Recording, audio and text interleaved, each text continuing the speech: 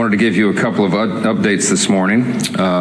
Yesterday we assembled here and I went through what I would summarize as 6 simple truths about the shutdown.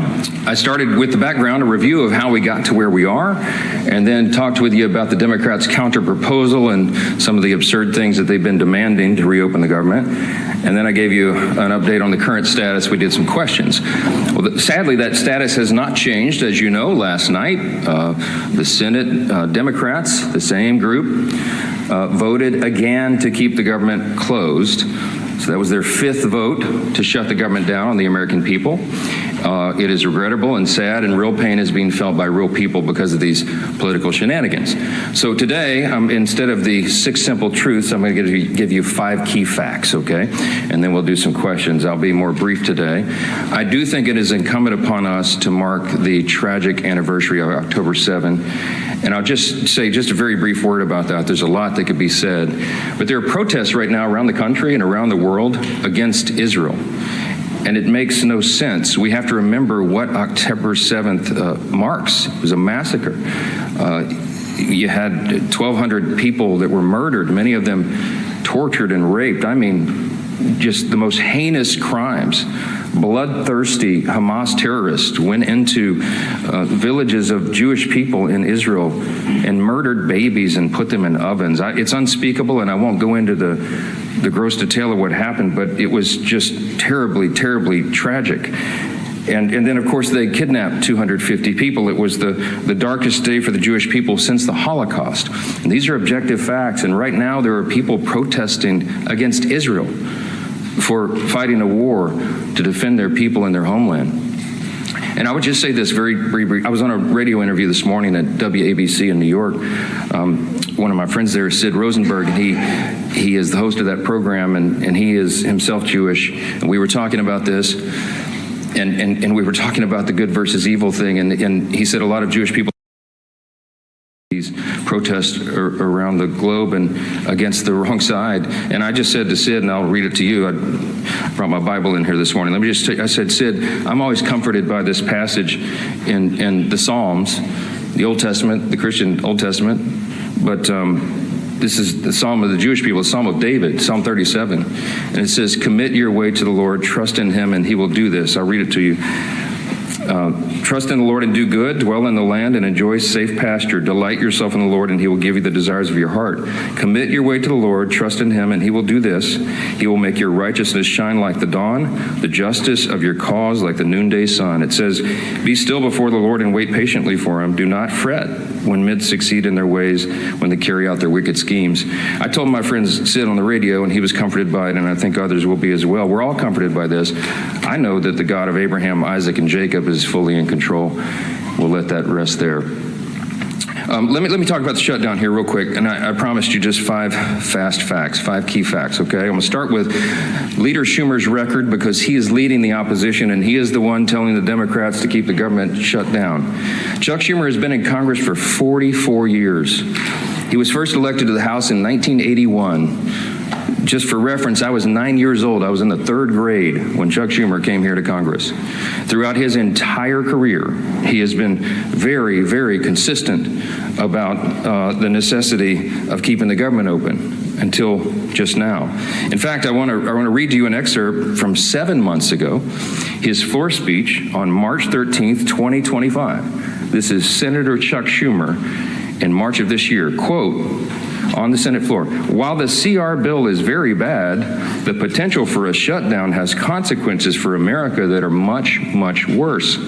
I believe it is my job to make the best choice for the country to minimize the harms of the American people. Therefore, I will vote to keep the government open and not shut it down, unquote. Now, what was Chuck Schumer talking about? The exact same bill that is on the floor today. That's what he himself said. And he did vote to keep the government open. And then, during an interview with Jake Tapper on CNN following that vote, on March 14th of this year, he said, quote, I'm proud I did it. I know I did the right thing, unquote. That is Chuck Schumer himself. Today's the exact same scenario. It is the exact same vote. It is the exact same spending levels. And he has no reason whatsoever to do anything different. except for the politics. So that's fact number two. Fact number one was Schumer's record. Fact number two is his calculation today. It is purely about politics. He is recognizing the reality of the political winds changing in the state of New York. As I mentioned yesterday, they are likely to elect a Marxist to be the mayor of New York City, and Chuck Schumer is terrified by that. He's been in Congress a long time, and he is not the flavor of the day. He's not far enough left for the Marxist, and he knows he's going to get a challenge from his left flank. So he has to show a fight against President Trump, no matter how ridiculous it is, no matter how distracting it may be to the actual issues of the day. He's got to do that. Democrats have been in the political wilderness since last year's election. I got a couple of numbers for you here. Just over a week ago, Quinnipiac released the latest poll, the lowest favorability rating for the Democrat Party ever recorded. They're at about 30%. 30% favorability. Democrats have hit historic lows in poll after poll since the beginning of this year. Wall Street Journal poll, the CNBC poll, the Pew survey, et cetera, et cetera. You've all seen it. Many of you reported on it, or have reported on it, and that is a fact that is inescapable. Third fast fact this morning, the Democrats' record on the CRs. You know about Chuck Schumer's record, but they've all done it. Democrats and Republicans have worked together to pass 13 CRs to keep the government open under the Biden administration in the previous 4-year term. Democrats supported every CR close to unanimously in the House and the Senate. In fact, their average is 99%. 99% of the Democrats who are voting no right now voted yes 13 times on the almost exact same, word for word, very simple CRs to keep the government open. But they won't do it now. The fourth fast fact this morning is the actual cost of the Democrats' CR counterproposal. I showed you all the graphics and all the evidence, and it's still there on my website at speaker.gov. You can go and see. The Democrats' counterproposal, what they're demanding to reopen the government and get it working for the American people again, would result in nearly $200 billion being spent on health care services for illegal immigrants and other non-citizens. It's enough to fund the entire children's health insurance program. $200 billion. And that's just part of the $1.5 trillion in new spending that they want to hoist upon the American people for big liberal wish lists in the middle of a very simple 7-week stopgap funding measure to keep the lights on. Fifth fast fact, and I'll take your questions, the cost of the government shutdowns for real people. So this results in crippling economic losses right now. These are the latest numbers. We've been assembling these, and I'm sure many of you all have been reporting on it. Each week the shutdown continues. It will wipe out an estimated $15 billion in our gross domestic product in our country.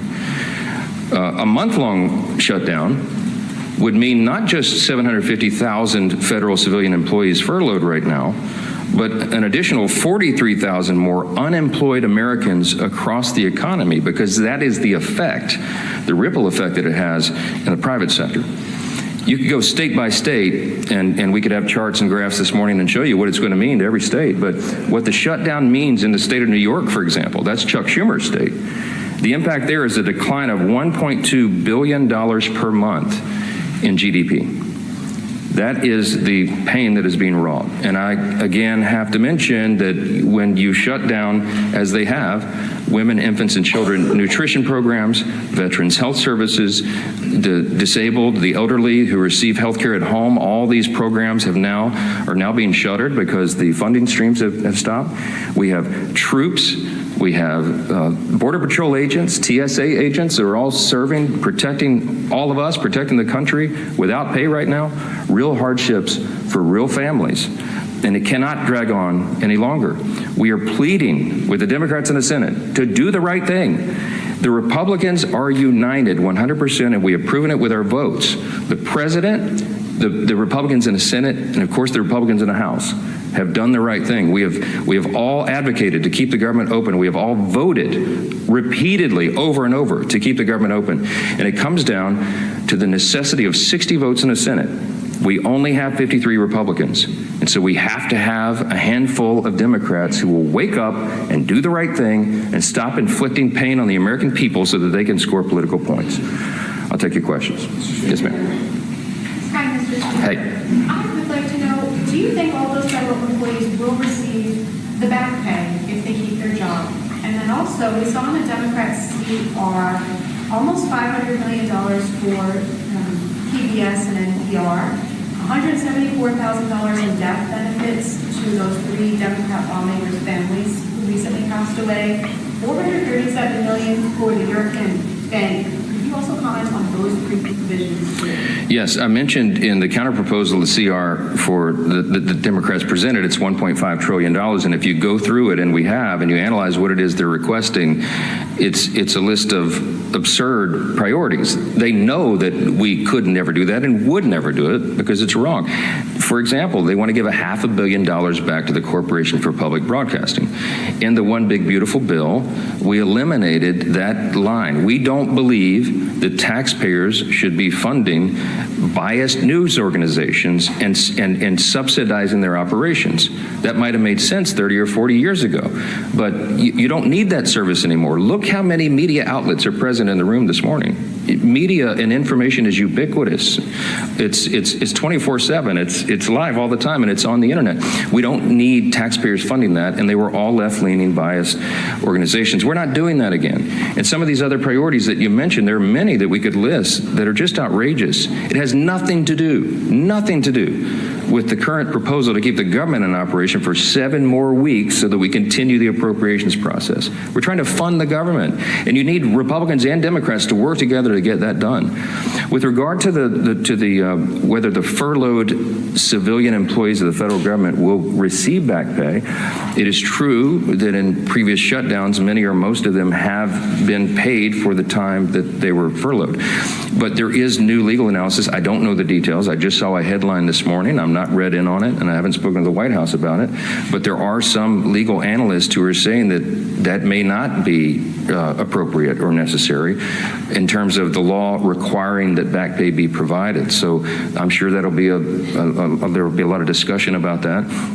But there are legal analysts who think that that is not something the government should do. That, if that is true, that should turn up the urgency and the necessity of the Democrats doing the right thing here.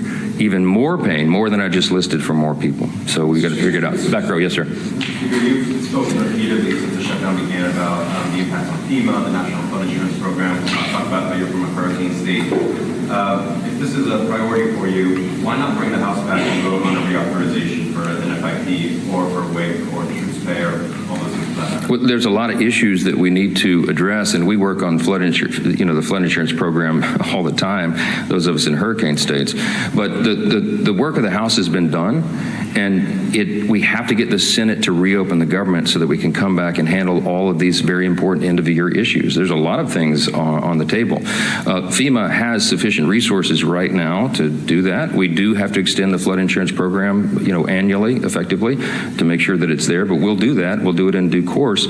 There's a lot of end-of-year issues that are being conflated with this very simple issue of keeping the government open, and that is the first and most immediate priority. And we must use every leverage point we have to force the Democrats to do that, and that's why we're handling the schedule the way we are. Yes, sir. Yeah. Thanks, sir. You talked about Leader Schumer's record with regard to continuing resolutions. Your record, you voted against continuing resolutions in the past, including when Speaker McCarthy was the Speaker. How do you explain your stance now versus years previous? Yeah, different circumstances, different times. When we did CRs in the past, you had leverage points of things that when the Democrats were trying to put their partisan priorities in, we were trying to use whatever leverage we had in the minority to take them out. Very important distinction right now.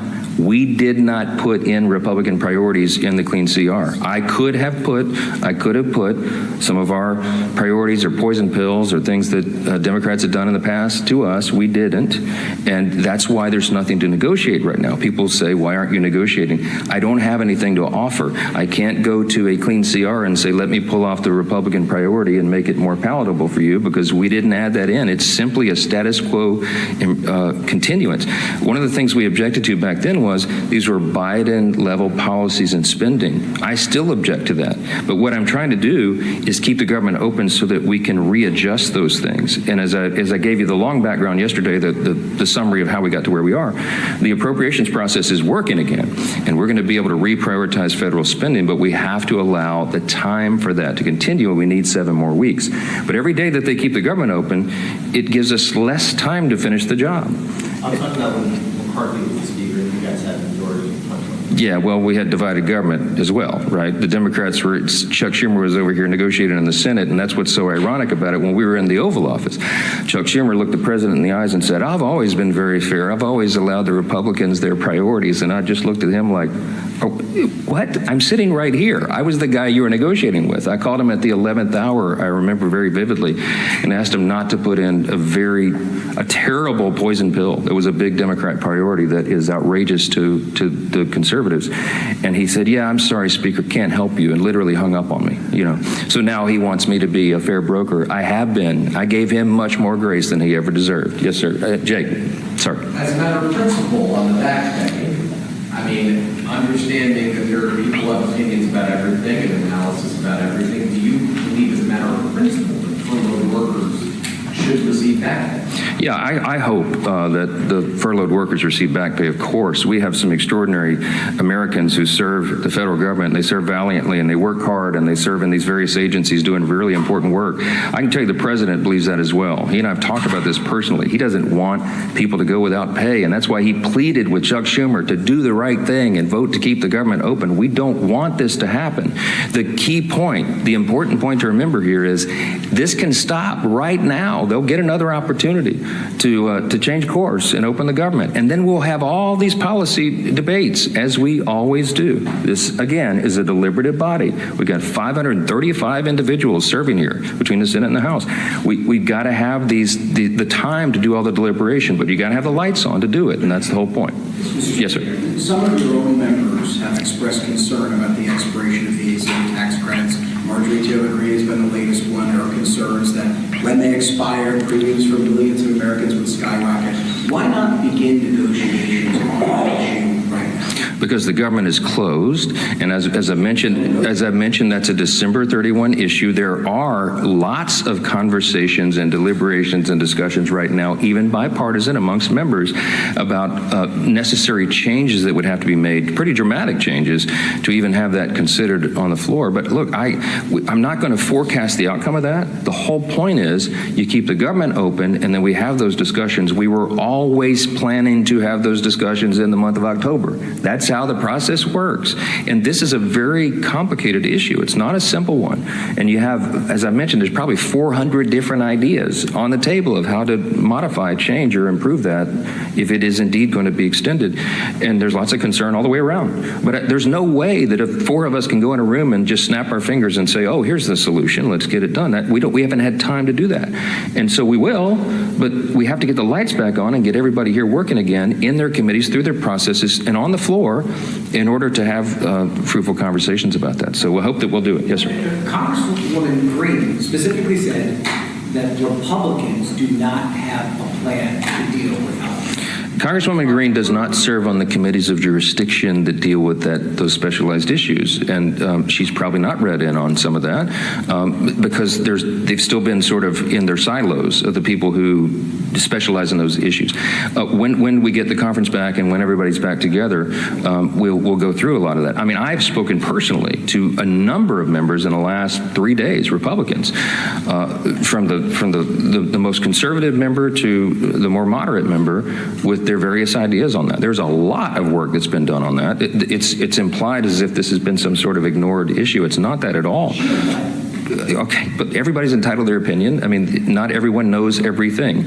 Congress is a very complex organization, operation, institution with lots of things going on in lots of different areas of committees of jurisdiction. And no one member is read in on everything that happens, because that would be an impossible amount of information. Last question. Yeah, let me go front row. Yes, sir. Good. President Trump yesterday expressed a willingness to work with Democrats on the health care issue. You say that's not going to happen so long as the government is shut down. Does that change your calculus that the president says that he wants to see some kind of a negotiation or discussion on this, even if the government is shut down? Yeah, I don't know if you saw his truth after that was reported, but he made very clear that yes, he's happy to sit down and talk with Democrats about health care or anything as soon as they reopen the government. And we are 100% consistent and united on that. I spoke to the president at length yesterday about that very thing. And yes, he wants to solve problems. The president is a deal maker. He likes to figure these things out and works towards solutions. And that's why he's a bold, strong leader that America needs right now. I'm excited to work with him on that. I have the exact same opinion and position. But again, none of this can happen until the Democrats stop inflicting pain on the American people and turn the lights back on in Congress and get everybody back to work. I certainly pray and hope that they will do that and they don't drag this on for political purposes. Thank you all so much. Yeah.